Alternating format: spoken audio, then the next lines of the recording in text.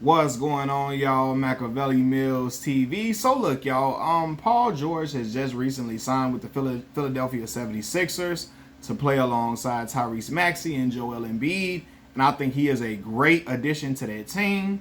I never thought Tyrese Maxey would be the player that he ended up becoming. Dude is nice. I've seen Joel Embiid lean on Tyrese Maxey to get the game close or get them out of tough situations several times when watching them play. Tyrese has brought the team back.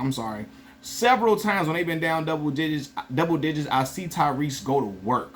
I really like him. Joel Embiid, I think he's a great player with great defensive prowess, and I think Paul George is a guy who can fill it up, who can score, who can defend, and it's just a prolific player that they need another player to lean on offensively. If Tyrese Maxey gets in foul trouble, if he ain't got it going, if Joel Embiid gets in foul trouble, if he gets hurt, which he is prone to do at times throughout the season, Paul George can keep them afloat, right? And now Paul has had his own injuries, but I'm glad he's joining that team, right? It's a really good look for that team.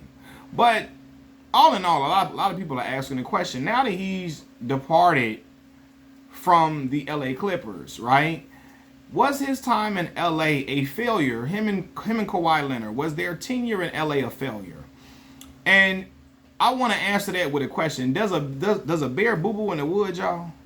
Does a bear poop in the woods? You hear me? Absolutely, it was a failure. Cataclysmic failure.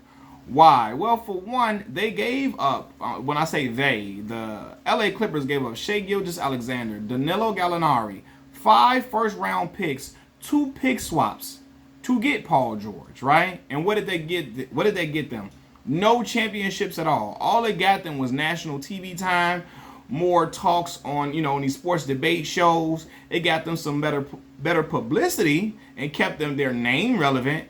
But they didn't do what they set out to do for real, right? I remember when Kawhi first decided to come to LA, and then it was announced that Paul George is coming along with him. People was looking like, yo, Kawhi, they was calling Kawhi the new king of LA. They was saying LeBron James' time is over with, because this is right after Kawhi had won the championship for the Toronto Raptors, their only championship in franchise history. People was like, yo, LeBron is done. Him and AD ain't gonna do nothing. It's Kawhi and Paul George time, right? And that first year, when they came out together, them boys blew a 3-1 lead. A 3-1 lead they blew in the second round of the playoffs against the Denver Nuggets. Okay? The same Denver Nuggets that the Lakers beat, with the help of Dwight Howard, of course, right? And then the Lakers went on to win the championship. Now, I don't want to hear that, the Lakers won in the bubble talk, because I promise you, if the Clippers would have won in the bubble, if they would have won, everybody would have given them kudos, praise. They would have saluted them. It would be their first championship in franchise history. People would be smiling ear to ear, and people would have said that the Lakers lost the Battle of LA and that the Clippers was the team that won throughout everything. And they did not, because they didn't win no championship. Then the next year after that, Kawhi was hurt with an ACL injury in 2021. 2022, Kawhi had the ACL injury again. Paul George had an elbow issue. 2023, Kawhi Leonard had the knee issue again. And then Paul George had a knee issue. 2024, Kawhi Leonard had a knee issue again, and he's not been available. So it was a cataclysmic failure, brother. There's no way around it. Ain't no way around it. Ain't no way around it. I don't care what nobody say.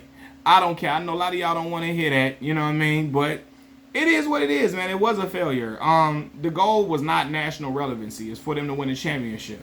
And at the end of the day, people can say what they want to say about the Lakers getting Anthony Davis and the LeBron James era. They won a championship. Call it Mickey Mouse championship all you want to. I don't want to hear nobody disqualify it, because like I always say, if Kobe Bryant would have won that championship, y'all wouldn't say Kobe only got 5 chips.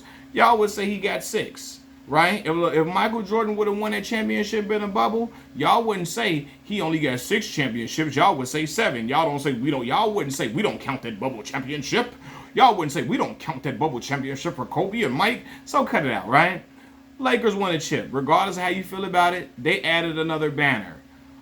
The Clippers have yet to add a championship banner to their organization. And it was supposed to come under the helm of Kawhi Leonard and Paul George. And it did not happen.